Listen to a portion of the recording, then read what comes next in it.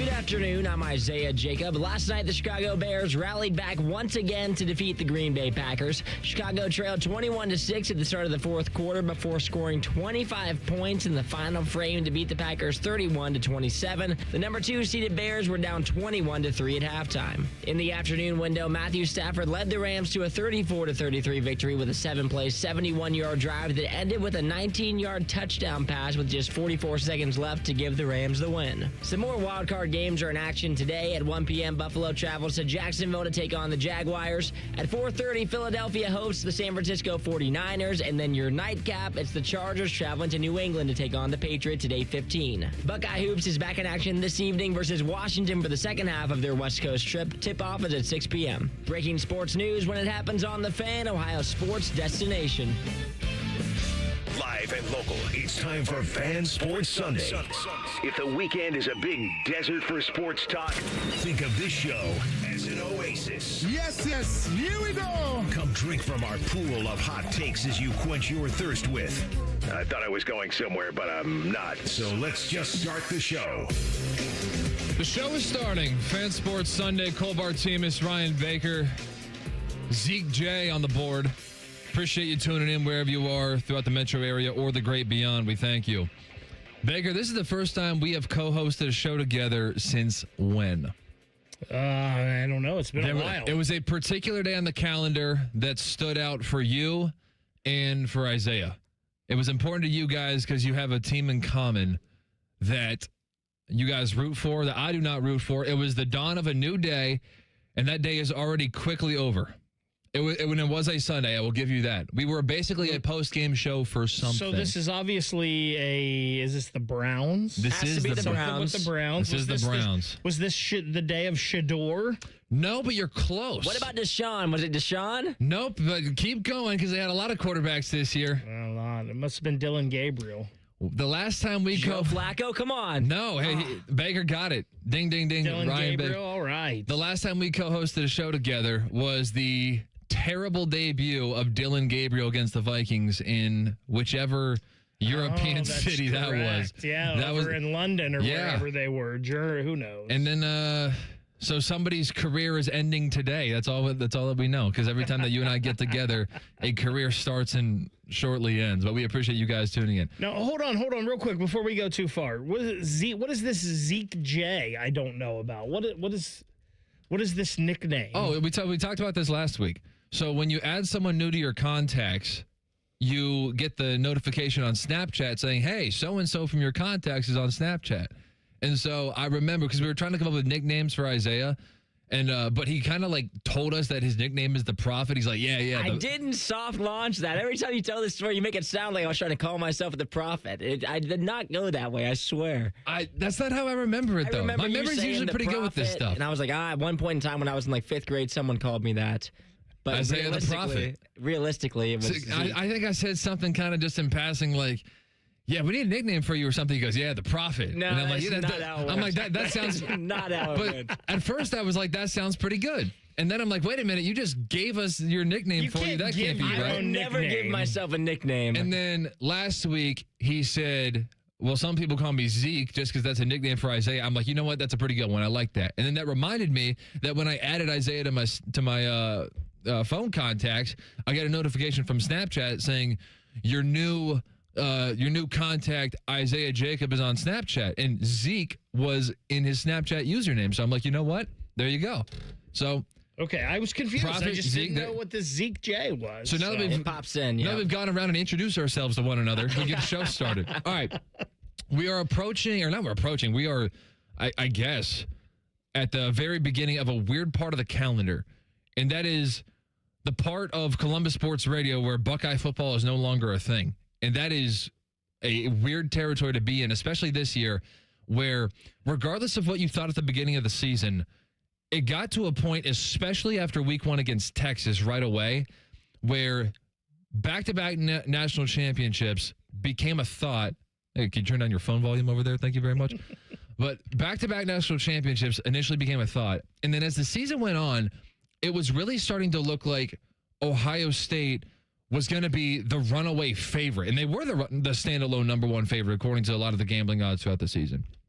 And so For it to end so quickly, and now we're in a period where there are college football playoff games going on, and whether you can remember which days they're on, because it's kind of difficult to begin with because they're playing like midweek and weird stuff like that, but also just your radar is shifted because Ohio State's not a part of it. I'm just going to open this up with a simple question. We can kind of kick around the CFP conversation from here. How well is the college football playoff able to hold your attention with Ohio State not being a part of it? I mean, it's really tough. That's not an inspiring start. Because I don't know if I'm the right person, because like I'm a big Blue Jackets fan, right? So if they're going up against a CFP game, I'm watching that and whatnot. But I was locked into the games as much as I could be on Thursday and Friday. And once the Indiana game was kind of out of hand, and it's 35-7 at halftime, like I was just kind of back and forth in the second half. But like I was into those games. They're still there. And I think the thing for me was like watching the Miami Ole Miss game. You're like, this is a game Ohio State was supposed to be playing in. Ohio State's supposed to be playing in this game. But they were still very that game especially was a competitive game. So if you were watching it, you were drawn into that. You were going to stay into that till the end. Indiana-Oregon was a little different because it was kind of a blowout. So if there was something else, you could shift your gears and go somewhere else. But maybe you just appreciate the dominance of Indiana in that game, and you just wanted to watch that dominance the whole way through. But I think for the most part, they're still captivating everyone. Yeah, it is for me too. And it's funny because I was flip-flopped. I thought that the Ole Miss and Miami game, I was like half in, half out on. Like I didn't have a ton of interest, even though Ohio State had just dropped to Miami. But once the game started, it was such a great game that it caught my attention. Like Bake said, where Indiana and Oregon, exact opposite. I was interested because I wanted to see Fernando Mendoza and I wanted to see Dante Moore and see if Oregon could come back and revitalize their past failures against Indiana. And then as soon as that game started, I immediately was uninterested because Indiana was just dominating. If that had been a close game, I would have been locked in from front to back. But because of Indiana's dominance, after the first quarter, I was like, yeah, I think I'm done with Indiana. I'll watch them in the championship. But it was flip-flop for me. And as soon as the game gets out of hand, I'm out on it right now. I have very specific agendas with this because, first of all, my team got boxed out in one of the most corrupt things I've ever seen in the history of college football. And in a long list of corruption in college football. Notre Dame should have been here, but look, Miami's winning games, so they're justified no matter what. They're here. They might be winning a championship, so whatever. But even so, when Ohio State was in, I'm like, okay, first of all, there's the work angle of this. This is what I do. So we're talking Buckeyes. Everyone around Columbus is talking Buckeyes. My friends are all talking Buckeyes, so I'm locked in. I want to know what's happening with these games because I want to be in the conversation with my buddies, like a lot of people. Now that Ohio State's out of it, I have very few angles, and they're very specific angles. I got this whole debate about Kurt Cignetti being the number one coach of college football. We'll have that debate later on. We'll discuss more of that. Is it a debate? Well, we'll find out because some people agree with me, and my back was against the wall when I first said this. So now the more I talk about it, the more people are starting to come see my side of things. So I got that whole angle, so I'm rooting for Indiana just so I can win an argument. I'm interested in Miami because I actually think they are just that good. As much as I thought that they should have gotten severely punished for throwing away 2 games they had no business losing in the middle of their ACC schedule, losing 2 out of 3 games. That was weird. But now that they're in it, I'm very invested in Miami because they looked the part. Outside of that, though, like Ole Miss, they kind of held my attention for a little bit. The whole Trinidad Chambliss thing is cute. Great story. Yeah. Ferris State, D2. Wally Pips, Austin Simmons, who is now already transferred to Missouri. So that's he's got that going on. And then the whole, win one just basically to give a middle finger to Lane Kiffin. But now Lane Kiffin's on Twitter just cheerleading the Rebels, and so that's a little bit weird as well. And so now I'm like, well, what does it even matter? Because Lane Kiffin just went to an in-conference school, and so the more Ole Miss wins, the more that LSU actually profits off of that in a backwards kind of way. So I didn't give a crap about Oregon whatsoever, so that's fine that they're gone. I didn't give a crap about Texas Tech, so I definitely didn't give a crap when those two played each other. But my attention with this really has centered around Indiana and Miami. So those 2 teams in particular going up against each other, I'm going to be locked into this championship, but it definitely was kind of like half-baked for me as soon as Ohio State got eliminated. So it kind of goes back to that old argument of March Madness, and we love Cinderella, but we don't want Cinderella at the ball at the end. Like when Cinderella, the few times Cinderella has gotten to the Final Four, the ratings were terrible. Yeah. Because it didn't draw people in. I don't want to see Loyola Chicago. I don't want to see George Mason. This is going to be different because I think most people, even though they haven't been there in 20 years, most people still consider Miami a major brand in college football. Indiana, though, nobody. I mean, even coming into this game in Oregon, they're still getting disrespect because they're Indiana. And until the last 2 years, they've historically been the worst program in college football. I wonder how that's going to play ratings-wise in the national championship game.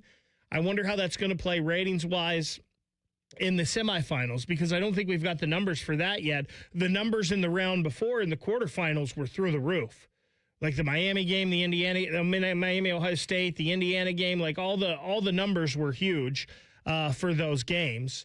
So it's going to be interesting to see what they were for these last two with Mississippi, and Miami and Indiana and Oregon. I'm guessing Indiana and Oregon did pretty well, but who knows, because Indiana's not that traditional brand. That was also over pretty quickly. I think the Indiana story and the Kurt Cignetti, I can't wait for the Google Me 30 for 30 coming out soon. Oh, great. I think it's intriguing to enough people that they're going to watch, but it's going to be tough because Indiana is not that traditional football brand.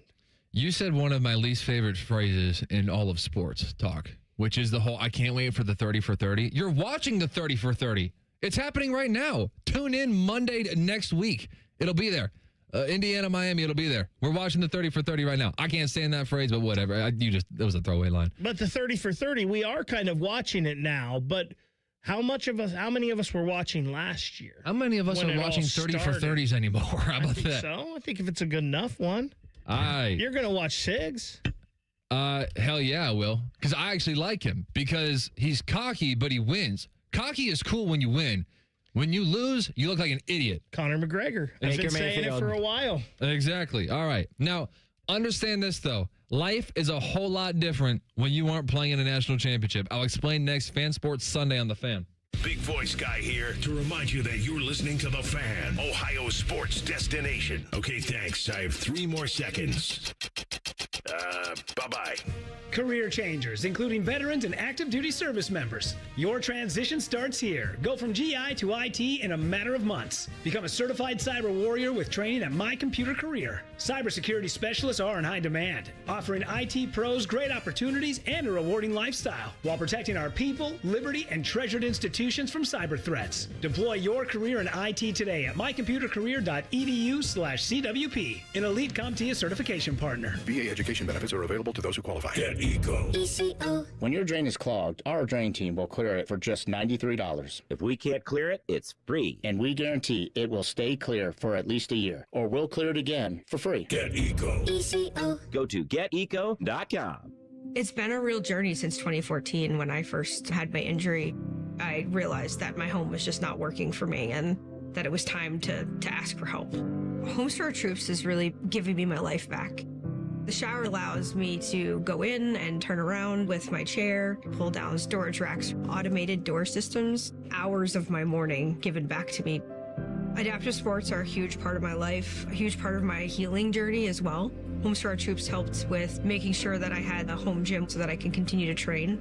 This past year, I was able to host Thanksgiving in my home. And it was the first time I was able to have my whole family in one place and I was able to contribute to the meal. There are a lot more veterans in need, and Homes for Our Troops is going to be there to help them too. Homes for Our Troops builds and donates specially adapted custom homes nationwide for severely injured post 9/11 veterans and enables them to rebuild their lives. Join our mission at hfotusa.org.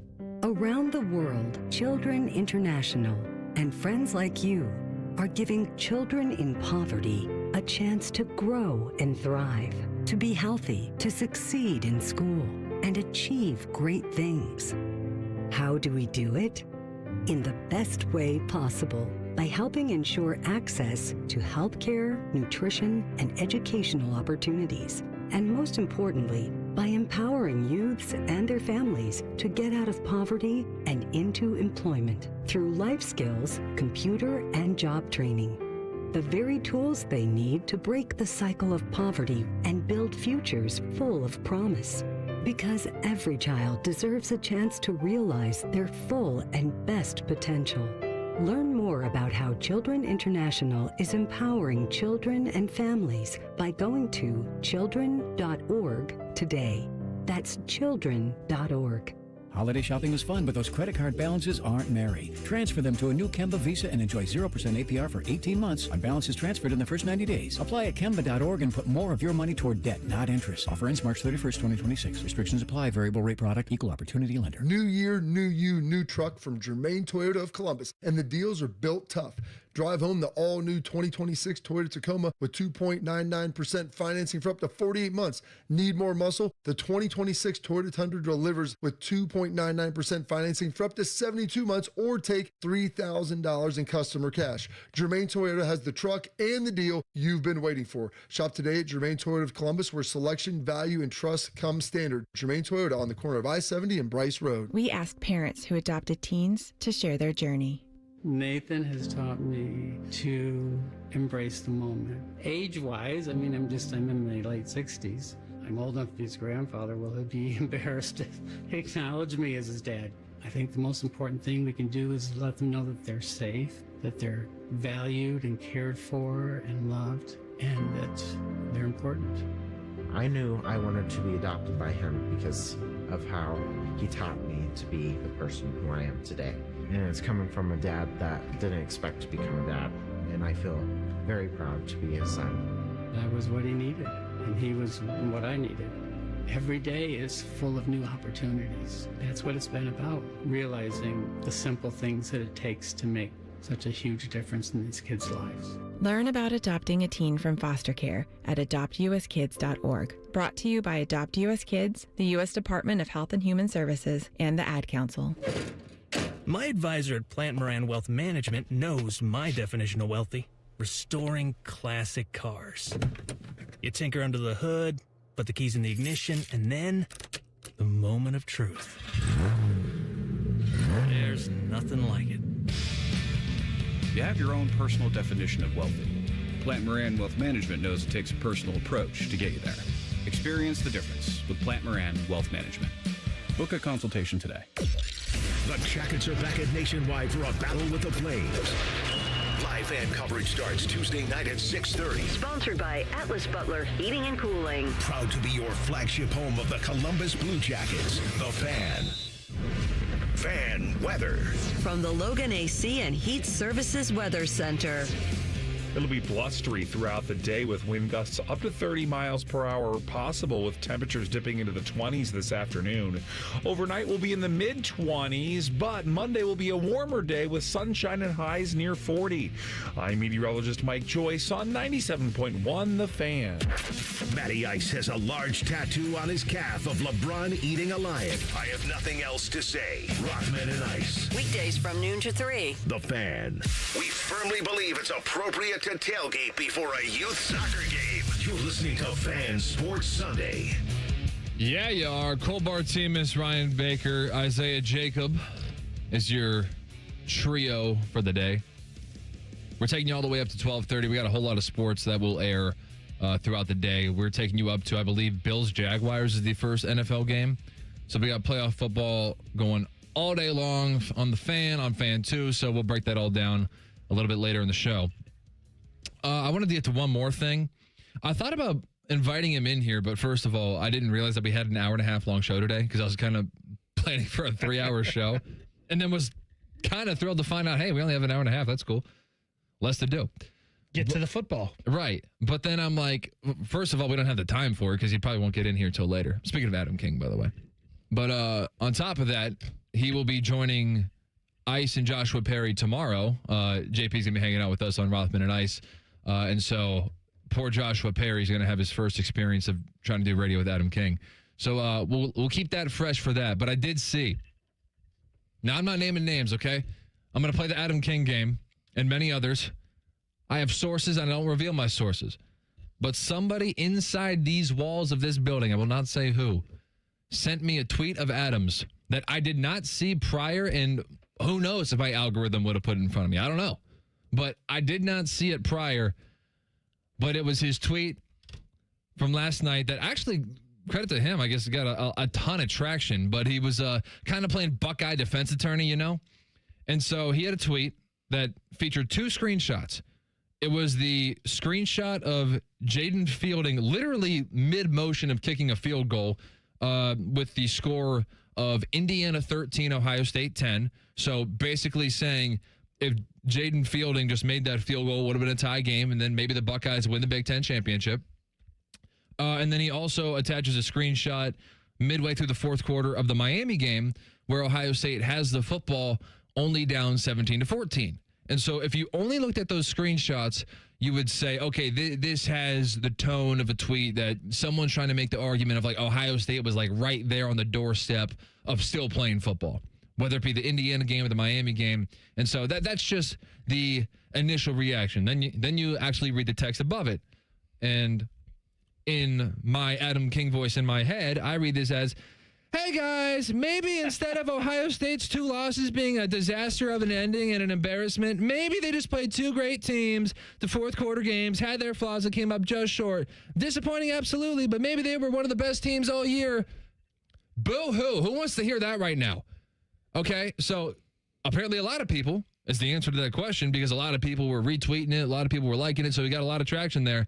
But I saw this tweet, and first of all, couldn't be more Adam. And we'll talk about it tomorrow, I am sure. But I saw this tweet about jumping to the defense of Ohio State, basically saying, hey, and oh, dude, you know this is happening right now. A lot of Buckeye fans, and some Buckeye fans don't want to hear this, and some, this is the cope that they need. That Ohio State lost 2 relatively close games, one of them being very close. The Indiana-Ohio State game was only a 3-point game in the end. But Ohio State lost 2 close games to both teams that are appearing in the national championship game. I'm telling you, for me right now, easy for me to say because I'm a Notre Dame fan, so who cares? But I don't want to hear that right now when you're on the doorstep, and it's not just because Indiana's good and Miami's good and, you know, the what could have been. Yeah, of course, Buckeye fans are going to play the what could have been game. But we spent all year long, and maybe we were selling Indiana a little bit short, but we spent all year long basically treating Ohio State as the standalone number 1 and everybody else is fighting for second place. So I don't want to hear it, especially after the Miami game where you looked, and honestly, you looked kind of soft in the Indiana game too because they gave up, didn't they give up like 5 sacks in that game? That was the first time where the offensive line really was like, whoa, like they met their match a little bit. And there was the arguments about like, was Julian holding on to the ball too much and all that stuff, but I'm really not in the mood to be hearing any of this. Well, hey, man, Ohio State played 2 tough games against both teams in the national championship. So if you think about it, they had a really good year this year. Ryan Baker? I think both points here that are being made can be true. Because, and first of all, there's no maybe that we were all sleeping on Indiana a little bit. We were. Well, yeah, okay. That's true. I mean, the whole country has slept on Indiana, and it's fair because of the history, right? I told everybody, if you had Indiana and Alabama and you just switched their uniforms in that game, what would the spread be? And the spread was 7.5, right? It would have been 14. Yeah. It would have been a lot higher, but there's still that perception that Indiana's a basketball school and Alabama is still the Alabama of Nick Saban. But if you switch those jerseys, so we all slept on Indiana, and I think people still are, a little bit. Even now, even after the performances they've had in this college football playoff, there's some people that still can't get past that. It can be true that Ohio State is one of the 3 or 4 best teams in the country, and I don't think there's any doubt they are. I think you could make an argument that Ohio State and Indiana are the 2 best teams in the country. They're not playing for it now, but I think you could make that argument. So it is true that Ohio State lost very closely to 2 really good teams, and this was a successful season. There is the other argument is true, though, that it was a successful you were the number season. 1 team in the country all year long. Everybody thought you were the best team, and at the end, when it mattered most, you came up short. And that's not just us. This is the standard that the Ohio State program has told us. The Ohio State program has told us that the standard is national championships. Right. That's what the Ohio State especially when you go 12 and 0. We've all got to be honest, though, right? That's not happening every year. Totally fair. It's never going to happen every year. And Ohio State never in the history of the program has had back-to-back national championships. And that's what you thought maybe could happen this year. Now, unfortunately, you go 12 and 0, and then it ends really bad with 2 losses where you kind of get physically dominated in both games. That leaves a sour taste in your mouth. And it is coming up short of the ultimate goal. But it still is a successful season, I think, for Ohio State. They came up short on 2 of their goals, though. Their 3 stated goals are beat the team up north, Big Ten championship, national championship. They only got 1 of those done this year. Yeah. But I still don't think that diminishes how good this Ohio State team was, how the season went.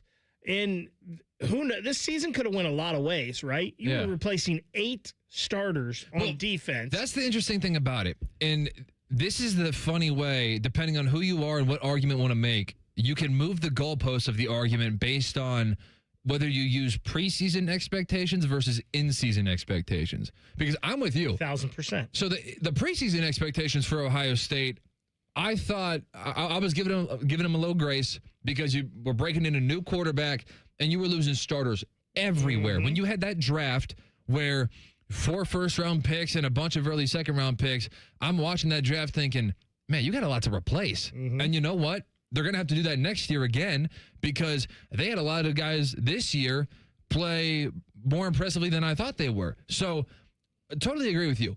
The preseason expectations, I didn't think Ohio State was going to be playing for a national championship.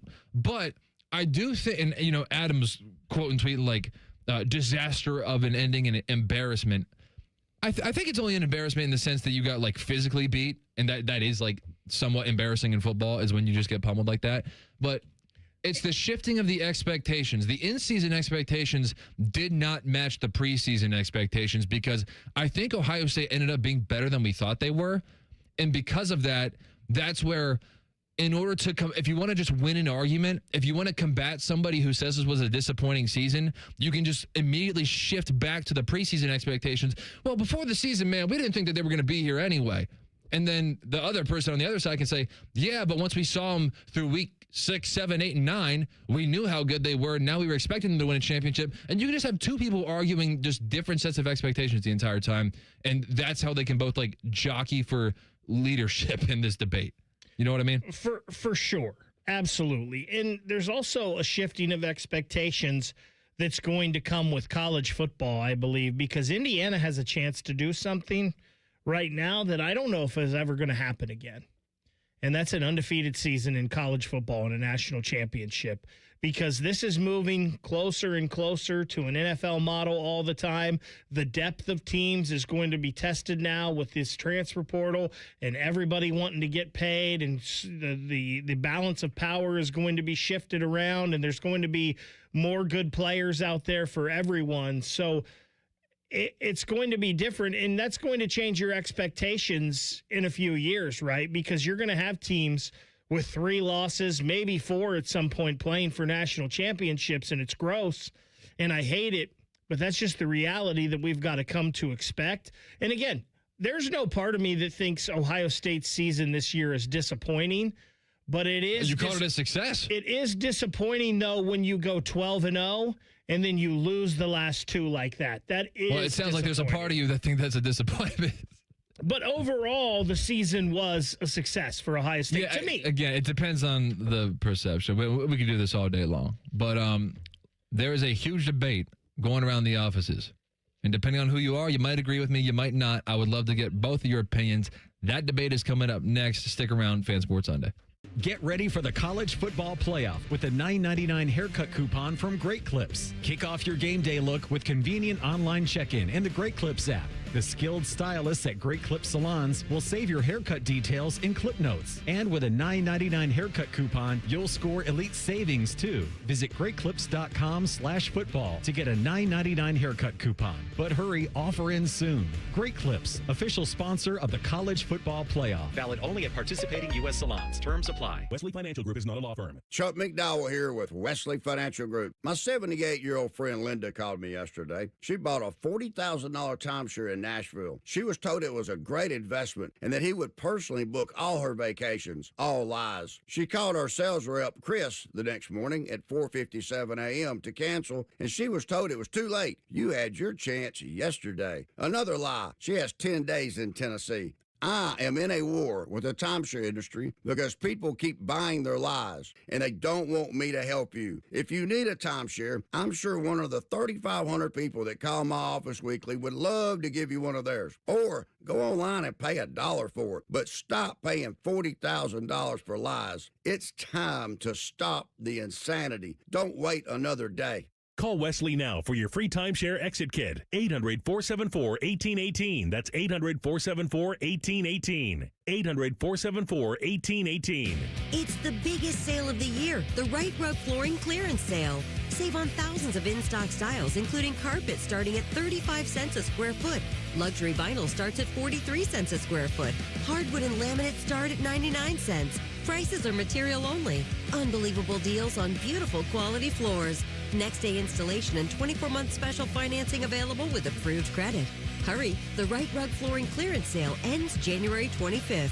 Right here, right now. T-Bone and Tyvus are everything you want in a delicious breakfast. Lots of empty calories, no nutritional value. Weekday mornings from 6 to 9. The Fan. Back to the show of the fans, by the fans, and for those crazy fans. This is the Fan Call-In Show. Sponsored by the Sportsbook at Hollywood Casino Columbus. Gambling problem? Call 1-800-589-9966. Is it? It is not. I mean, we can light up the phones if you want to. We can take a call. I'm not sure that was supposed to be in there. I don't think it was, because this is Fan Sports Sunday. This is Cole Bartemes. This is Ryan Baker. This is Isaiah Jacob. But was the Fan Call-In Show this morning? It was. We had a good day. Quite a few callers this morning, actually. Even some new callers. You in Vegas? Yeah. They put that in so that he could promote that See, one. He's promoting his own show. See, this is what happens. I'm going to start putting Sunday at 8 a.m. There you go. Why don't you call in? 614-821-9710. I'm going to start putting in some Fan Sports Sunday promos into Rothman and Ice in the week. So smart. If we're just promoting our shows, promoting our other work, I guess I can do that. The floor is yours, and then call Sunday at 8. Exactly. That's what we'll do. All right, so big debate that has been going through the offices a little bit. When we have multiple participants, you two have yet to participate, so I'd love to get your opinion on this. So apparently this didn't become a controversy until New Year's Day. I said this twice on the air with zero pushback whatsoever, but apparently I said this on New Year's Day, and now it's a big thing. So I said after Indiana beat Oregon earlier this year in Autzen Stadium on the road, after that game, I said on Rothman and Ice, I guess I said it quietly because Ice didn't hear it. I said Kurt Cignetti is the best coach in college football. My stance being he won all of his coin flip games meaning based on talent, not necessarily whatever the spread. I'm not dissecting every single spread ever. But whether it's James Madison, whether it's the D2 level, whether it's Indiana last year starting out 11-1 with a bunch of transfers from James Madison, and they have a half of a JMU roster. He maxed out his team last year to the best of his abilities. He then went from winning coin flip games to actually stealing games that he flat out is out-talented in, which would have been Oregon this year. So that was the first time I said it. Then, when Indiana beat Ohio State in the Big Ten Championship, I then say it again because that's like direct confirmation because now you just beat the reigning national champion. And so anybody who wanted to make the argument that, well, Ryan Day is the best head coach in college football because he's the one who won the champion. He's the reigning champion right here, right now. He's got the belt. Okay, well, Kurt Cignetti just beat him. So then I said it again then. Zero pushback, wasn't a big thing. So then it's about, I don't know, if the Rose Bowl would have been like a 4 o'clock kick, we'll call it a 4 o'clock kick on New Year's Day. I must have said this at like 3:30. Like, we're in Rose Bowl pregame stuff. So all we know is that Miami has beaten Ohio State, and we know Oregon's beaten Texas Tech, and we have not seen the Indiana-Alabama game yet, had not seen Ole Miss, Georgia. And I just look up at the screen back there, hanging out with some coworkers, and I say, Kurt Cignetti, there he is, the best coach in college football. What? And so I'm getting a bunch of pushback now, and people are throwing names at me. Nicole Sheeran saying, well, what about Kirby Smart? What about Ryan Day? I used to say, what about Dan Lanning? Jacob Reimer had the audacity to say, what about Marcus Freeman? I would trade Marcus. I love Marcus Freeman to death. I would trade Marcus Freeman for Kurt Cignetti right now. I would drive them both to and from Bloomington and South Bend. And now I'm only being proven more and more correct, because later that day, Kurt Cignetti's Indiana Hoosiers beat Alabama. Also later that day, Kirby Smart lost to Ole Miss, which means that Kirby Smart has not won a college football playoff game since his back-to-back championships in 21 and 22.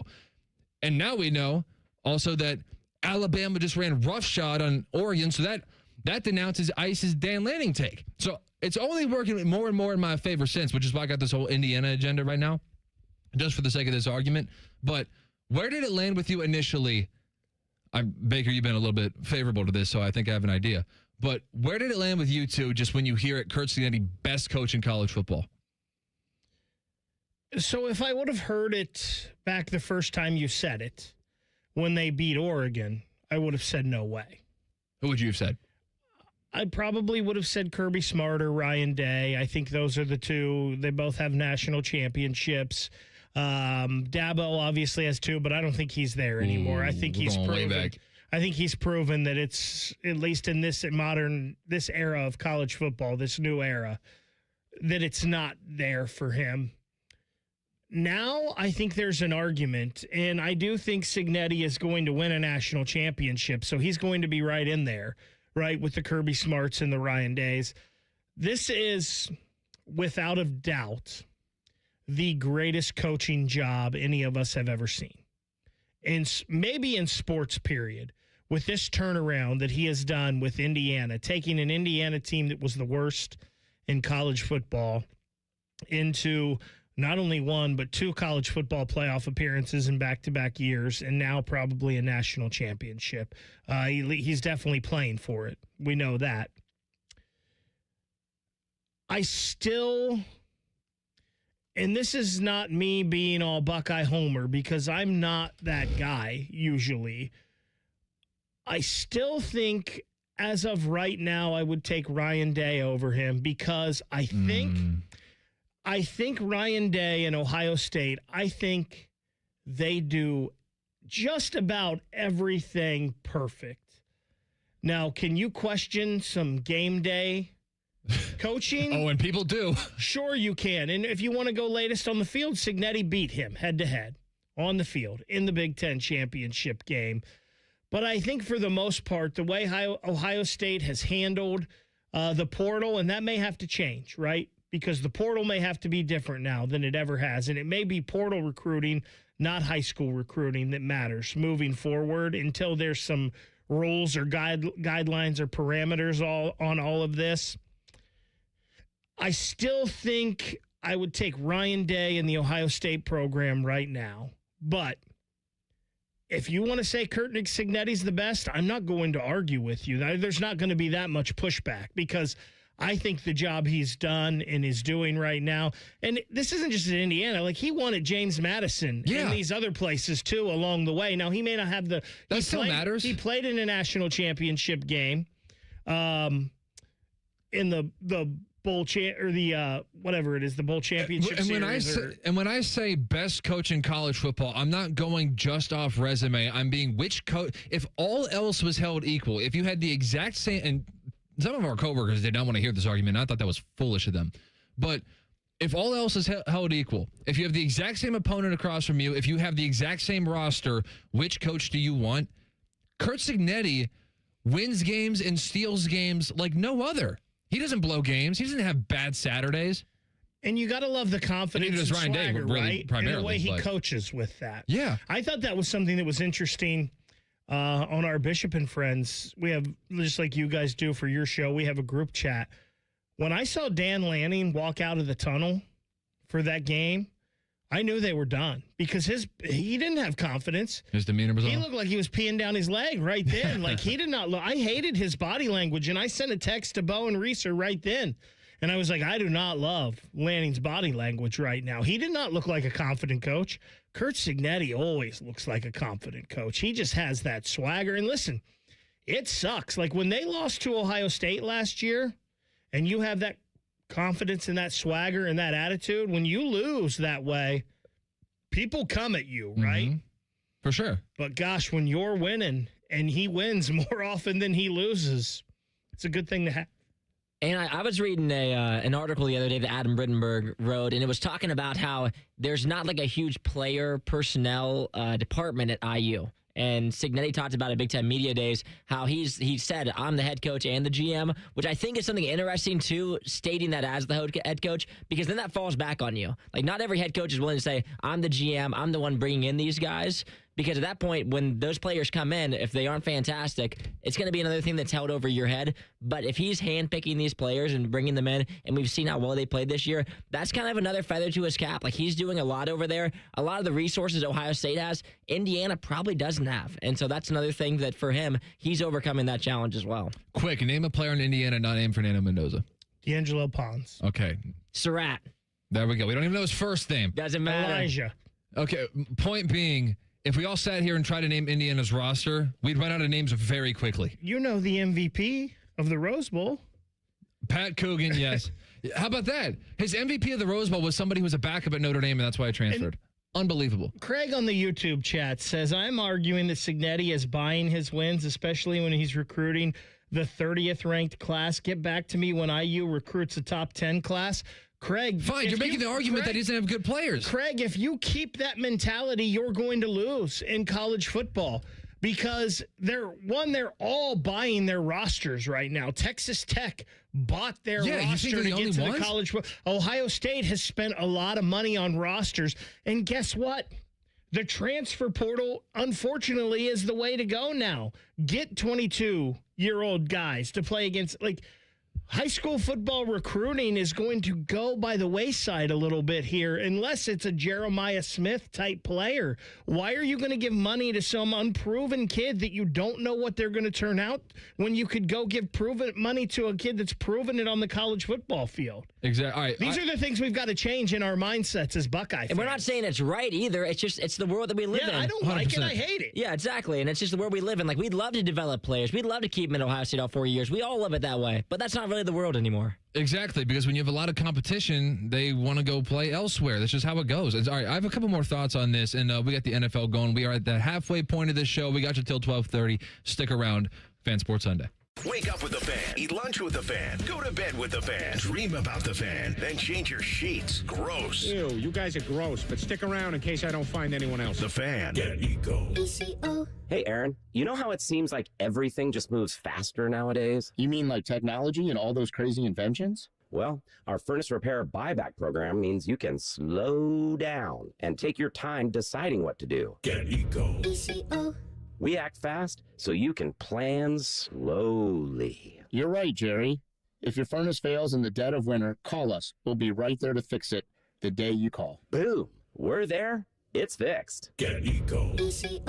But our repair buyback means you still have time to think it over in the warmth and comfort of your toasty warm home. And if you decide you'd rather replace that old clunker, instead of fixing it every year, we'll credit the money you spent on repairs against the purchase of a brand new furnace, up to $1,500. We act fast so you can plan slowly. How long have you been working on that line? Good poetry takes time, Aaron. Get ego. GetEco.com. Say goodbye to car care headaches with Carvenience from Hinderer Motor Company. This is Justin Hinderer. For only $49, we'll pick up your vehicle, leave you with a rental, and return it fully serviced and spotless. No more juggling your schedule or wasting hours at the shop.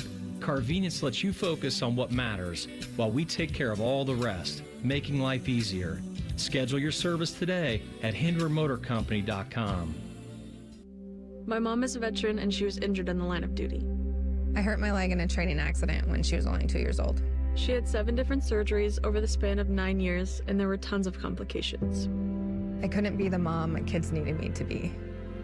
She missed so much. After my last surgery, I got an infection so bad I thought it was going to kill me. I told her she couldn't leave me yet. There was still so much she had to see. I hadn't even graduated. I'm doing much better now. I may have lost my leg, but I've gained so much. I'm an active part of my kids' lives. She can kick a mean soccer ball. DAV's been there for me and my family. Through thick and thin, they've had our back.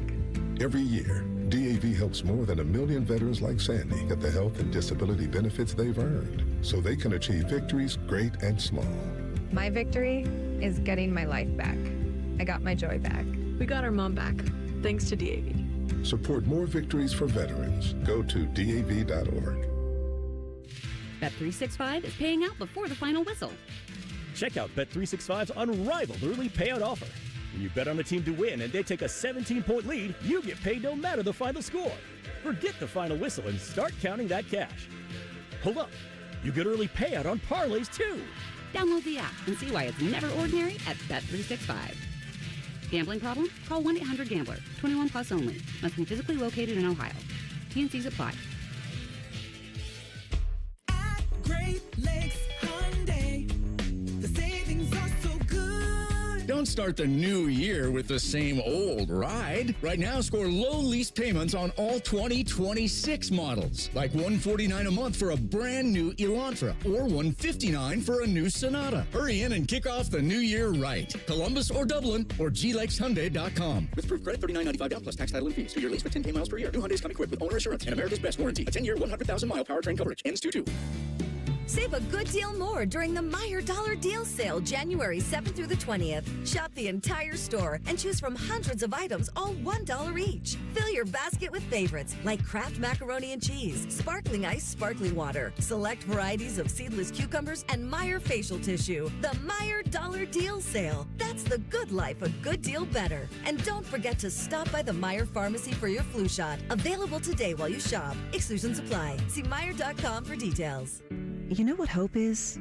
Hope is action. Carving a path forward, even when it's hard. And kids who still know how to dream. They're the best pathfinders of all.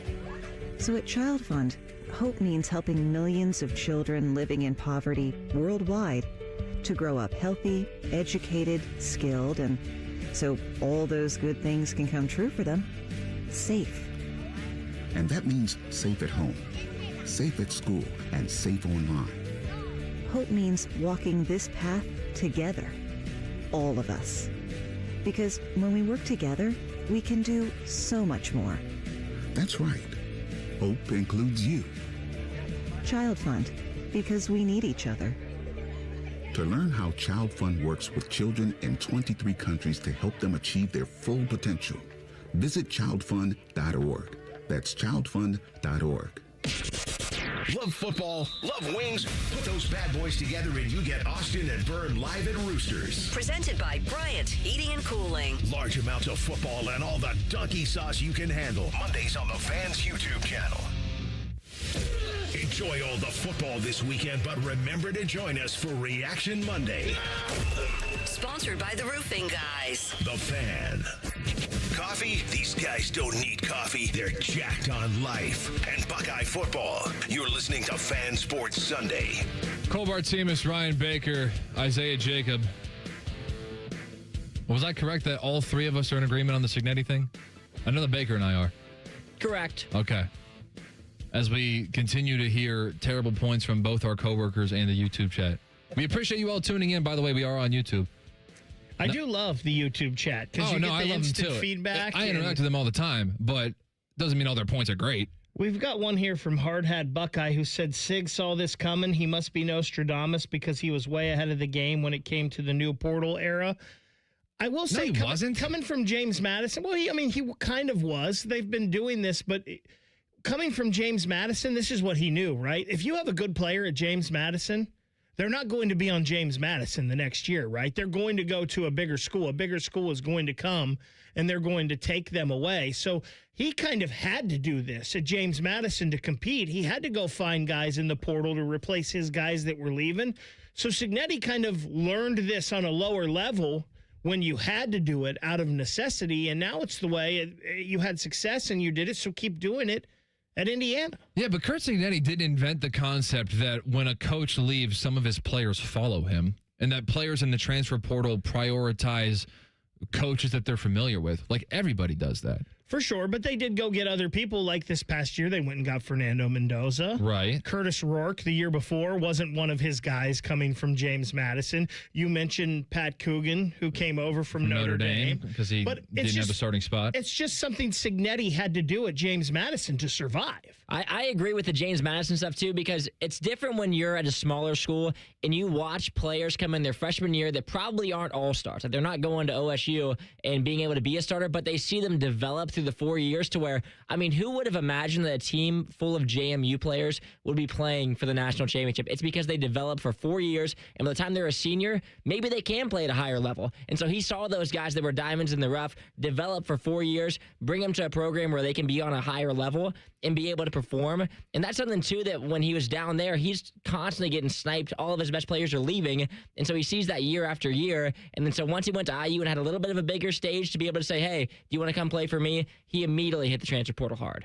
All right, and here's another thing to kind of piggyback off of that. Kurt Cignetti is a program builder. He took over a dead 3-9 program. Okay, like some of the names that were being thrown at me. Ryan Day, I'm not trying to do the whole born on third base thing, whatever. But look, he's won a national championship, so he's obviously built up some success with his own players. The whole, well, are these Urban's players or Ryan Day's? That debate is so dead and gone. That's so long ago, whatever. But even so, Ryan Day got way more of a head start than Kurt Cignetti did. Dan Lanning took over after Mario Cristobal left for Miami. That was a pretty decent program, and especially, how about this to localize it? Mario Cristobal's last year at Oregon, he came to Ohio State and won. So they were pretty good when Dan Lanning took over. Marcus Freeman, he took over for Brian Kelly when he went to LSU. So that's a head start too. Kurt Cignetti had to start from scratch and is basically unblemished.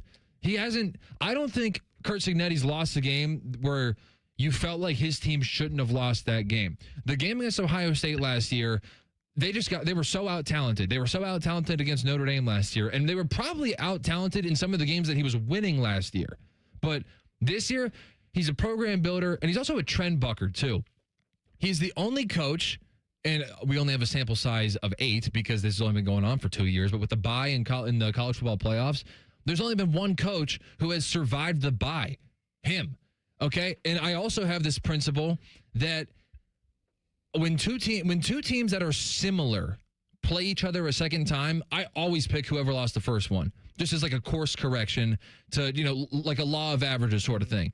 He beat Oregon twice. In fact, he beat them worse the second time. Now, I can devalue that a little bit because Oregon played like garbage, which is why I'd love to hear your take as to why you think Indiana is just some lock for the national championship. Oregon did hand Indiana 28 points with a pick six that was thrown behind the receiver, with 2 fumbles right on the doorstep of the end zone, and with the blocked punt. So Oregon did their share in helping Indiana in that. Yeah. But give Indiana some credit for forcing those mistakes, too. Yeah, exactly. A blocked punt is a great play. But Kurt Cignetti is a trend bucker. Everything that is supposed to go one way, he finds a way through. That is why he is, as far as this radio show is concerned, well, I guess the YouTube chat does not agree with us. But as far as the 3 of us are concerned, Kurt Cignetti, standalone #1 coach in college football, even if he loses. He's a trend. No one's going to put Mario Cristobal at #1. No. He's a trend bucker. Yes, he is. The bye thing is interesting, though, to me with that because, yeah, the numbers are 1-7, but the numbers last year I throw out the window because I think the seeding was so messed up last year that you had like Boise State and Arizona State were not the better teams in those games, even though they had the bye. And I think Oregon and Ohio State obviously were 2 teams that were maybe both of those teams were the 2 best, most talented teams in the country last year. I hear and Adam say this all the time. That Ohio State team was on a mission. So the buys last year, I don't really pay attention to. And this year, I think it's really weird with the buys because Georgia and Ole Miss were so evenly matched. Like, I think people forget Ole Miss had a lead in the fourth quarter of that that was a really good Georgia. game. So it was a really close game, and those two played another really close game. I think the Ohio State-Miami thing is weird because I just don't think Ohio State made the adjustments that they needed to in that game. So, and obviously Indiana just went out there and dog-walked Alabama. So the 1-7 with the buys is so interesting to me in the college football playoff because I don't know how much stock we can put into it. The numbers are what they are, though. This is ridiculous. Craig, you're one of our most loyal YouTube chatters. Please keep commenting, but please put better comments than this one. In a current trend of college football, you have an argument, but he has not built programs like Day and Smart have. Built programs. Kurt Cignetti has built he's the only person to have built Indiana that we can name.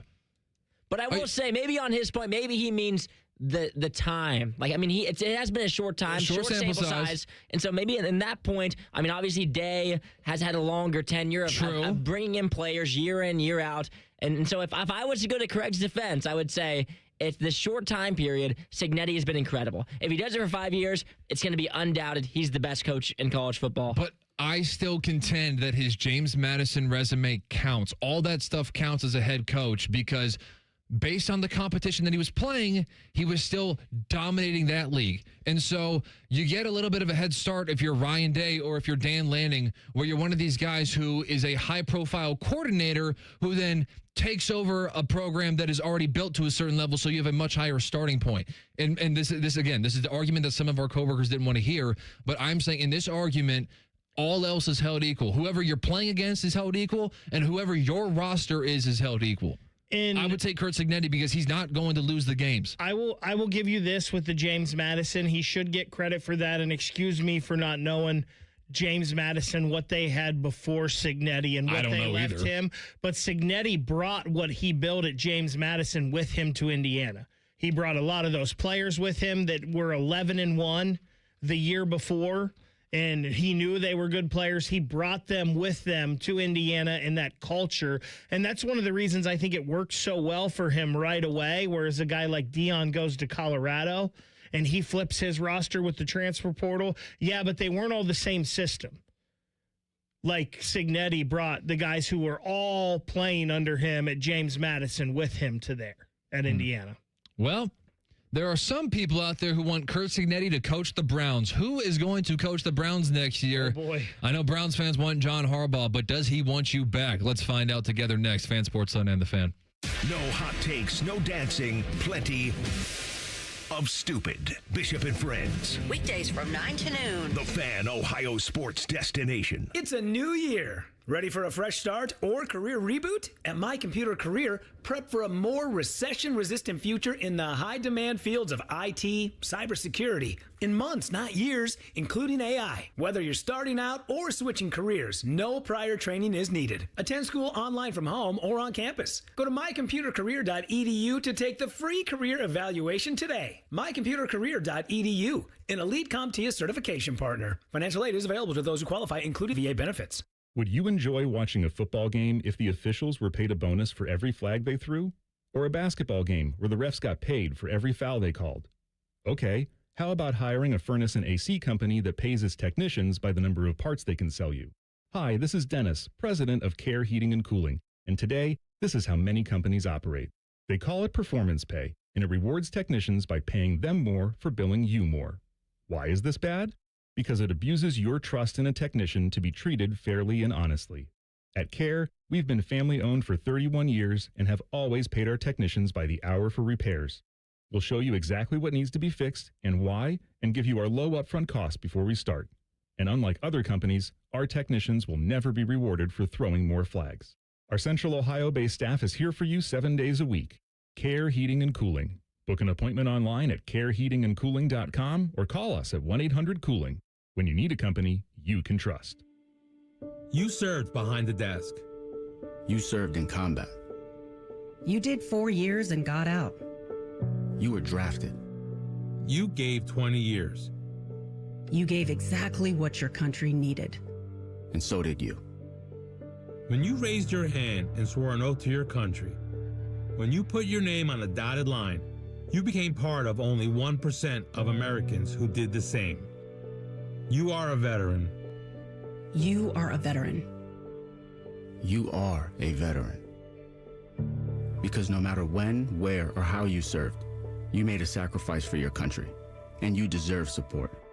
If you're struggling with life after service, don't wait. Reach out. Reach out to a loved one, to a fellow veteran, to VA. Find resources at va.gov/reach. Brought to you by the United States Department of Veterans Affairs and the Ad Council. We're here at Menards Bag Sale, asking shoppers what they're putting in the bag to get 15% off. Paint, batteries, tools, toilet paper, extension cords, grocery items, hardware for my cabinets, snack items, crackers, and some canned goods stuff. Shop vac supplies, toothpaste, cereal, coffee, dog treats. I've got a lot of stuff to grab. The list goes on, but the sale ends January 24th. Hurry in for Menards 15% off bag sale. See store for complete details. Save big money at Menards. Broadcasting live from the McDaniel GM Superstore Studios. Driving excellence since 1916. Chevrolet. Together, let's drive. WBNS HD1 Columbus. Good afternoon, I'm Isaiah Jacob. Last night, the Chicago Bears rallied back once again to defeat the Green Bay Packers. Chicago trailed 21-6 at the start of the fourth quarter before scoring 25 points in the final frame to beat the Packers 31-27. The number 2 seeded Bears were down 21-3 at halftime. In the afternoon window, Matthew Stafford led the Rams to a 34-33 victory with a 7-play, 71-yard drive that ended with a 19-yard touchdown pass with just 44 seconds left to give the Rams the win. In college football news, Ohio State has lost freshman Fahim Delane to the transfer portal. Delane was a top 100 prospect in Ohio State's 2025 recruiting class, but Ohio State has received a prediction to land former Florida State starting safety Earl Little Jr. The 22-year-old previously played at Alabama and is ranked as the number 7 available safety in the portal. Buckeye Hoops is back in action this evening versus Washington for the second half of their West Coast trip. Tip-off is at 6 p.m. Garnish your Bloody Mary with sports talk. You're listening to Fan Sports Sunday. Bartemes, Ryan Baker, Isaiah Jacob, sometimes the prophet, sometimes Zeke. We got you till 12:30. Self-proclaimed prophet, right? Some self-proclaimed nicknames here. Anthony Rocket would not stand for this, I'm telling you. I'm not going to get away from this. I already know. You ever do Rothman and Ice, I'm telling you, you're going to have a nickname in 2 seconds. It may switch because I was Baby Chet for... named after Chet Holmgren. I haven't heard that one in a while. I know. And then 3 weeks after that, I earned the nickname the Loose Cannon by being someone who thinks that everything is content. So just whatever we talk about, let's talk about it on the show. Our YouTube chat is doing fantastic. It is going crazy with this Cignetti talk and portal talk. And our buddy Jacob Reimer hopped in there. Like, doesn't he have college basketball to be watching right now? What is he doing? Yeah, don't you have some big, Fairfield versus Quinnipiac game to watch or something like that, Brody? Working while not at work. Always, Jacob Reimer. How about this? Okay, so I'll read his comment since I know he's kind of like Adam Kinging this thing right now, and he's, really trying to make sure his voice is heard and reading all of his mentions, so I'll mention him. Here you go.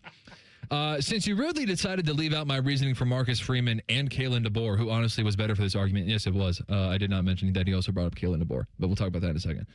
They both had built teams, had their guys, and played for a natty. So, again, that's the whole, your resume is just based off of how many championships. That's the whole, you brought up Dabo, which I think we had to have an expiration date on that. Come on. I think it's there already, right? Yeah. So he won his championships in 16 and 18. So... I guess even Stetson Bennett may have been in high school at that point in time. But Marcus Freeman, I don't think we can say built a team. He definitely took it to a level that Brian Kelly did not. But, again, back to my whole point, Kurt Cignetti, and we're beating this point to death, and I don't even mean to. But Kurt Cignetti built a program that has never, ever, ever been good. That's the type of stuff where you put the names on the sides of the stadium for. You named the stadium after this guy because he's the first to do it. And he did so immediately. I used to be a champion of Matt Rule because Matt Rule at Temple and at Baylor would flip programs in 2 or 3 years. Kurt Cignetti did it in 1. That's even more impressive, let alone at a place where we all know here as Columbus, Ohioans, Indiana has no expectations. This guy did it.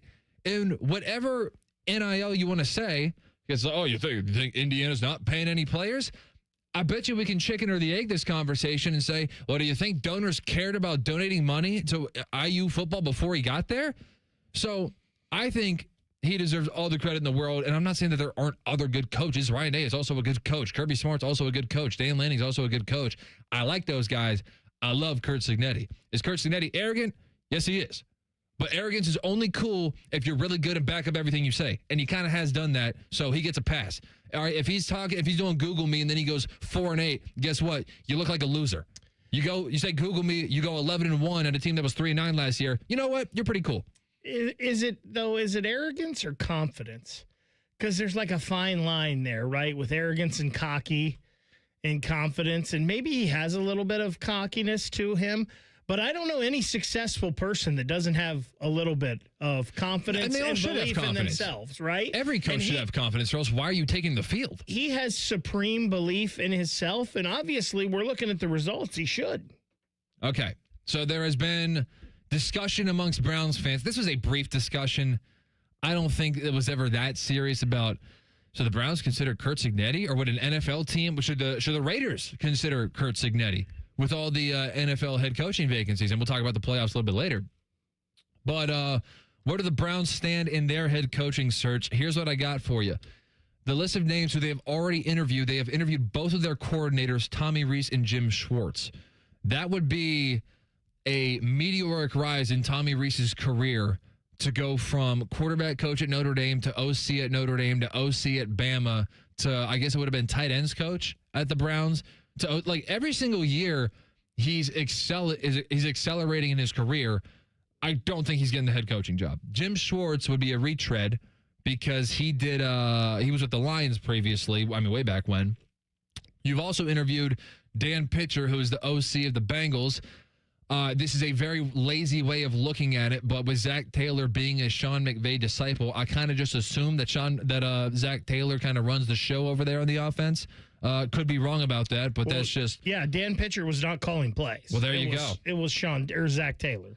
If you're interested in a defensive-minded head coach, we have Seahawks DC Aiden Dirty, if I'm pronouncing that correctly. Never heard of him. Who has a really cool story, by the way, if you look into that. Dude's from born and raised in England. Just a pretty cool story. London. Oh, that was the end of your... Okay. Yes. I thought you had more to say. Look it up. We don't have time for all that. There you go. You are also going to be interviewing Mike McDaniel, the recently fired head coach from the Dolphins. How would that one land with you two? Mike McDaniel had a really fast start. So he was San Francisco's OC under Kyle Shanahan. He then goes to Miami and is kind of viewed as one of these like offensive genius guys. And then all of a sudden, he and Tua, something was not right between, it was either him or it was Tua. I think Tua kind of got found out a little bit. My take on it is that, and this is not this is universally accepted. The Dolphins had a very gadgety offense that really limited what Tua was capable of, or at least limited what he had to do. And so if Tua wasn't good enough to really expand the offense, and he kind of needed Mike McDaniel to basically do everything for him and put together all these motions and these orbit motions and all this and that. Well, that's on Tua for not being good enough. I guess you can make the argument, because we don't necessarily know yet, you can make the argument that Mike McDaniel was overcomplicating things and kind of doing everything on his own. I don't know, but how would it land with you initially? Mike McDaniel, Browns candidate. To me, if you hire Mike McDaniel, I don't understand why you fired Kevin Stefanski. I feel like they're basically the same person and kind of cut from the same cloth. So I actually don't. Harbaugh's not coming to Cleveland, I don't think. And I think Harbaugh's at the top of every team's wish list that has a head coaching vacancy right now. Of the names we've talked about, I forgot Todd Monken, by the way. Todd Monken is the one that kind of makes sense to me here for Cleveland, because he was I believe he was the offensive coordinator the year Freddie Kitchens was the head coach. And obviously that whole year was a disaster with Freddie Kitchens running everything, and he just wasn't ready, wasn't qualified for any of that. Todd Monken has since went to Georgia and had great offenses, and then back to Baltimore.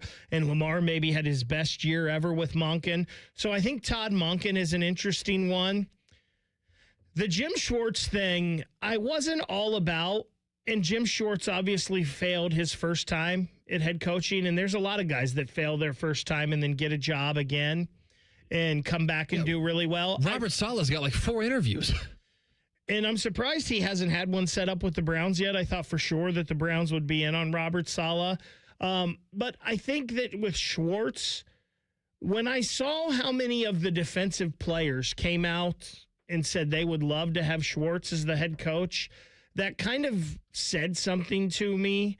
And their defense has been really good. And then I think if you kept Schwartz, you could keep Tommy Rees as well as the offensive coordinator. And I do think there are some things with Tommy Rees. And I've heard some things where Tommy Rees does rub some people the wrong way because he's a supremely confident guy too, I guess. And maybe a little cocky and arrogant sometimes. But there's no doubt that he's got a brilliant football mind because you mentioned all the places he's been already. There's a lot of people that want him involved. So I think it would be good to keep a young up-and-coming coach like that on your staff. So if you make Schwartz the head coach and keep Rees there, I don't know if it's the worst thing. Todd Monken is very intriguing, though. I like Monken, too. The other one that I'm surprised we haven't heard much traction on is Clint Kubiak from Seattle. I thought he might, just with the coaching tree, obviously we know the Kubiak coaching tree, but working under the Shanahans, too, he would be one that I'd be a little bit interested in to see them get an interview for. But Monken right away was, other than Harbaugh, was one of the first ones that I really liked. I don't mind the McDaniel hire. I think it would be similar to Stefanski, but yet again, I didn't mind Stefanski. I mean, it was time for him to go. I thought that he did great things while he was here. I was fine with the parting of ways. I thought he was a decent coach while he was here. If we moved to McDaniel, probably going the same direction, which yet again, I didn't mind Stefanski. McDaniel will be okay. I would rather have Kubiak. I will say this. If something happens with Green Bay and Matt LaFleur, because I think, his contract is up or he only has one more year and there may be a parting of ways there. I think if LaFleur became available, I think he goes to the top of the Browns list. And again, I don't know if I love that because I don't know how different it is from a McDaniel or a Stefanski. He feels very similar. But if LaFleur becomes available, I guarantee you that's the Browns' number one. Okay, so John Harbaugh is reportedly taking 3 or 4 interviews. He's not going to be interviewing with every single team out there. He's going to put together his wish list because he is number one. It's funny how this works when you have teams that have openings. Every single fan base has the exact same wish list. And so sports talk radio in Central Ohio or Cleveland or New York or Nashville, everybody's talking about the exact same names and everyone has this dream list of who they're going to bring in. And it's just funny how this works. But John Harbaugh is only going to put together 3 or 4. I think the Giants are probably going to be one of them. I don't know why the Giants were the first team that I said. The Ravens should be the first team that I said because the Ravens have the biggest head start. Or, well, what am I talking about? John Harbaugh, he just got fired by the Ravens. What am I talking about? Okay, go back. Well done. Go back. Giants, I think, got to be up there as one of your 4. Because you got Jackson Dart, you got some young talent. There's excitement there. They kind of had a massive losing streak that kind of got off the rails, but there's hope there. I think the Giants have to be one of your 4. I would probably think the Falcons, because they have a high ceiling. They got some offensive talent. I think they would be appealing. I'd keep an eye on the Packers. If LaFleur goes, if that so, would be nice for Harbaugh. I could see that. But then who would be the other one? Because I don't think it's the Browns because offense is your biggest issue. We don't know where the quarterback is. The offensive line's the terrible offensive line are also all free agents. So what in the world are we going to do with the Browns' offensive line? There are a million issues. You got a good defense, but too one-sided for my liking. It's interesting you talk about the Giants and John Harbaugh, and it was said that John Harbaugh was their number 1 and Kevin Stefanski was their number 2. And you mentioned Jackson Dart. Jackson Dart reminds me a lot of Baker Mayfield with his ability to make plays when there aren't plays there. And that is something Kevin Stefanski didn't love. Kevin Stefanski wants a guy that's going to sit in the pocket and throw the ball where it's supposed to be, on schedule, on time. And I think they said the odds to be the next Giants head coach, Kevin Stefanski's the leader. And Kevin Stefanski and Jackson Dart do not seem like a fit to me. We only got one more segment left. Let's make some NFL playoff picks coming up next. Fan Sports on The Fan. If you consider yourself a Buckeye fan, you've come to the right place. This is your heritage sports talker and home of Ohio State Athletics, The Fan, Ohio's sports destination. I wish I'd gotten treated for my erectile dysfunction sooner. Men, I hear this all the time from our patients. This is Jeff for Tri-State Men's Health, and if ED is a problem in your life, resolve to get it treated today and stop having it affect you and the one you love. ED is simply a medical condition, and it's fully treatable. And at Tri-State Men's Health, we have treatments that are effective in well over 90% of cases, which means if you're like most guys, your ED will be a thing of the past. In fact, you could be having great sex within a day or two of your first appointment, and you'll likely find you're performing like you haven't in a long time. It's the new year. Resolve to get your ED treated and change your life. Call us at Tri-State Men's Health. Your initial visit is only $99 and includes blood work, a medical consult, and if medically advised, a test dose. And if that test dose doesn't work in the office, your visit is free. Call 800-900-9654 or go to tristatemenshealth.com. That's tristatemenshealth.com. We have 2 convenient locations in the area to serve you in Hilliard and Westerville. Listen up, football fans. You won't want to miss this.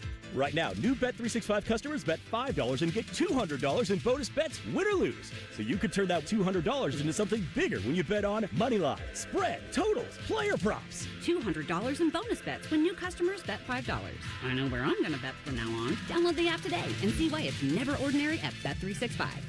Gambling problem? Call 1-800-GAMBLER. 21 plus only. Must be physically located in Ohio. T&Cs apply. In-app only. It's Timmy Hall and AI Common Man. Happy to ring in another year with our friends at Hollywood Casino Columbus. Hey, Mikey, do you want to be a millionaire? Hollywood is the place to do it. From now until March 25th, you have the chance to win $1 million instantly. And here's something Mikey likey. All new brunch items at the Sportsbook restaurant and bar like Biscoff stuffed French toast, country Benedict, or roast beef hash skillet. Yummy. Must be 21. Gambling problem? Call 1-800-589-9966. People don't realize that glaucoma is one of the leading causes of blindness. Because there are often no early symptoms, nearly half of those with glaucoma may not even know they have it until vision loss has occurred. I was diagnosed with normal tension glaucoma in July of 2020. And what we found out at that point was I had already lost 40% of my sight. And you think it only affects people that are, 75 or older, retired, grandparents, and that's not the reality of it. I didn't think at all glaucoma was going to affect me because I didn't know of anyone that had glaucoma, no one in my family. When you have glaucoma, you can't get back that sight that you lost. And so early detection and treatment is vitally, vitally important. Don't miss life's most beautiful moments. Schedule an eye exam today. National Glaucoma Research, a Bright Focus Foundation program, offers free resources and tips for healthy vision. Learn how to protect your sight at stopglaucoma.org. Get Eco. Hey, Aaron, you know how it seems like everything just moves faster nowadays? You mean like technology and all those crazy inventions? Well, our furnace repair buyback program means you can slow down and take your time deciding what to do. Get Eco. We act fast so you can plan slowly. You're right, Jerry. If your furnace fails in the dead of winter, call us. We'll be right there to fix it the day you call. Boom. We're there. It's fixed. Get Eco. But our repair buyback means you still have time to think it over in the warmth and comfort of your toasty warm home. And if you decide you'd rather replace that old clunker, instead of fixing it every year, we'll credit the money you spent on repairs against the purchase of a brand new furnace, up to $1,500. We act fast so you can plan slowly. How long have you been working on that line? Good poetry takes time, Aaron. Get Eco. GetEco.com. Wesley Financial Group is not a law firm. Chuck McDowell here with Wesley Financial Group. My 78-year-old friend Linda called me yesterday. She bought a $40,000 timeshare in Nashville. She was told it was a great investment and that he would personally book all her vacations. All lies. She called our sales rep, Chris, the next morning at 4:57 a.m. to cancel, and she was told it was too late. You had your chance yesterday. Another lie. She has 10 days in Tennessee. I am in a war with the timeshare industry because people keep buying their lies and they don't want me to help you. If you need a timeshare, I'm sure one of the 3,500 people that call my office weekly would love to give you one of theirs. Or go online and pay $1 for it, but stop paying $40,000 for lies. It's time to stop the insanity. Don't wait another day. Call Wesley now for your free timeshare exit kit. 800-474-1818. That's 800-474-1818. 800-474-1818. The Buckeye football season is over, right? It's never over. Coaching staff comings and goings, transfer portal drama, and the latest from the world of recruiting. Keep it locked on your home of the Buckeyes, The Fan. Fan weather. From the Logan AC and Heat Services Weather Center. It'll be blustery throughout the day with wind gusts up to 30 miles per hour possible, with temperatures dipping into the 20s this afternoon. Overnight will be in the mid-20s, but Monday will be a warmer day with sunshine and highs near 40. I'm meteorologist Mike Joyce on 97.1 The Fan. An encyclopedic knowledge of sports and other random things you may or may not care about. I think I found my mentor. Rockman and Ice. Weekdays from noon to 3. The Fan. Live, local, and still slightly drunk. I'm not drunk, all right? I just have a speech impediment. This is Fan Sports Sunday. 5 down, 1 to go. Bartemes, Ryan Baker, Isaiah Jacob. Here is what we got on deck. So after this segment, we're going to pass it off to the Bills-Jaguars game. That'll be right here on the FM. A little bit later on the FM. 5:15 is when our Ohio State Hoops coverage is going to begin. They are out in Seattle playing the Washington Huskies. They just had a pretty big win the other day. Not that Oregon's that good of a team, but winning on the road in college basketball, you'll take that however you can get it, and they did so pretty dominantly. In fact, I think it ended up being like a 10-point victory for Ohio State, but it was like a 20-point lead, so that lead shrunk there at the end of the game. But Ohio State was looking pretty good in that one. I'm not going to pretend like I watched that one because, truth be told, I was watching Miami Ole Miss and forgot Ohio State basketball was playing, but I was watching the box score, so I know what happened. And then after that one, after Buckeyes and Huskies, we are going to flip it back to the FM. We are going to go, who's the night one? Patriots, Chargers? Correct. Night game? Okay. So, whole lot of that on the FM. On Fan 2 on the AM today at 3:45. That is when Buckeye women's basketball coverage is going to begin. They are in Maryland. That is College Park, if I'm not mistaken. So they'll be there. As soon as that coverage wraps up, they will go to Game 2 of the NFL, San Francisco and Philadelphia, and then they'll pick up and the full broadcast of the Game 3 with the Chargers and the Patriots. Let me tell you something, by the way. I meant to tell this story, forgot to tell the story, but this is a good time to do it. Speaking of Buckeye women's basketball. So I'm in Grandview yesterday, and I'm helping my cousin move into her new apartment. Like, she graduated college in the past couple of years. She's been living at home in the meantime, but she's now moving to an apartment in Grandview. So I'm standing behind a U-Haul with my uncle, getting ready to unload like mattresses and, a couch and like tables and like side dressers, all this stuff. And guess who pulls up on me hot off of a morning run in the rain? One, Tyler Danberg. And let me tell you something about Tyler, okay? He dresses very professionally at work, unlike most people, including myself, but he does. So he's always wearing collared shirts and like pants and stuff like Looking that. sharp. Did you even realize it was him? Not at first, because he's wearing shorts. Let me tell you, Tyler Danberg, you look at him like pretty skinny guy, kind of has like a cross-country type of build, like skinny arms. That dude's legs are secretly jacked. Shredded? You would not expect and he was hot off a run, so it was kind of getting the pump in. If Tyler Danberg ever wore shorts to work, you would be shocked. If we could pair Tyler Danberg's quads with Skip Mossick's calves, you would not believe the type of athlete that we could create here with the staff at 97.1. So what you're saying is more people need to be rocking the shorts around here like me. Exactly, even in 21-degree weather like you do. All right, so we got some NFL going on today, as we discussed, and you can hear the bookend games on FM, and you can hear the middle game on the AM. So yesterday, to catch you up, Rams 34, Panthers 31. Panthers actually surprisingly looked like the better football team for a large portion of that game. They played great situational football. Third downs were going their way, but just too little too late at that point. And then I'm sure a lot of people are aware that the Packers blew a gigantic lead, giving up 25 points in the fourth quarter to the Bears. So the Bears, in what was probably the most impactful and most satisfying win. I'm not a Bears fan, but if I were, I would imagine that beating the Packers in the playoffs on a comeback victory where a bunch of Green Bay fans were probably already thinking about Seattle is probably the most satisfying game of their entire life. Now, if you were old enough to have seen the 85 Bears Super Bowl, you probably are too old to know how to navigate Amazon Prime anyway, so you probably didn't watch last night's game, so what I said still applies. Anybody who watched that game as a Bears fan last night, gotta be the most satisfying victory of your life. So congratulations. So I was watching like the last 5 minutes of that game, maybe a little more, and they're with a Bears fan. Oh, and really? They're like, we haven't had anything in 20 years. This is great. Oh, Like, my so gosh, this is happy. everything. And it's not just that. It's also the coach in his first year, and it's the quarterback in the second year. Like, you got a young battery between your head coach and your quarterback that you got to think, man, we got something. We got something for a long time here. So let's break down the games today. We got Bills and Jags. This is an interesting one because you were telling me before the show that Josh Allen is your number one in terms of AFC quarterbacks you trust. I understand that. And now we're talking about off the air. We're talking about if Sean McDermott, I almost said Sean McVay. If Sean McDermott loses this game, he's probably the ninth coach fired because it's probably going to be a little bit of Harbaugh where if you lose this game, it's like, if not now, when? Because the Chiefs aren't here to stop you.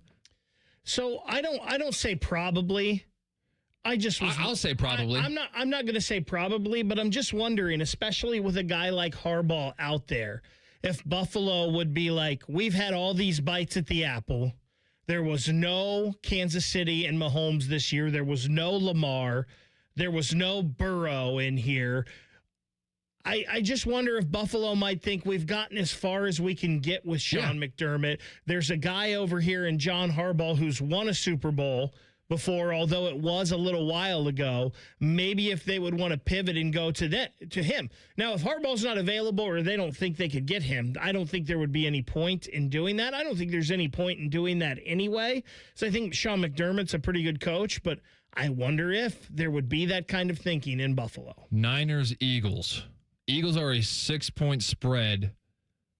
However, I trust San Francisco more than I do Philly. I know San Francisco's got a bunch of injury issues all season long, and they're trying to figure out when's Fred Warner going to come back. But I like San Fran in this one, man. I really do. I really like the way that they played ball this year. And I think this Philly offense is hard to predict. There's been something weird with Philly all year. The only thing that gives me trepidation on this one is teams going from west to east, and pro football and college football have all had troubles this year. I'm surprised it's 6. 6 feels like a big line for that game. I know it's in Philly. I know the link is tough, but I don't know about that one. And then, here we go. Justin Herbert, your favorite, against Drake May, who the Patriots have put together a lot of wins against a lot of bad teams, but they're going to get tested today. But the problem is they're going up against Justin Herbert, who people also don't trust. Well, I don't trust him. I don't trust Herbert at all. So I'll go Patriots in that one just because. We are ducking out of here. We got Bills at Jags coming up next. NFL playoffs, Fan Sports Sunday. The Big Nine was a sad, incomplete place. Enter Ohio State. The rest is history. The Buckeye Show. Weeknights at 6.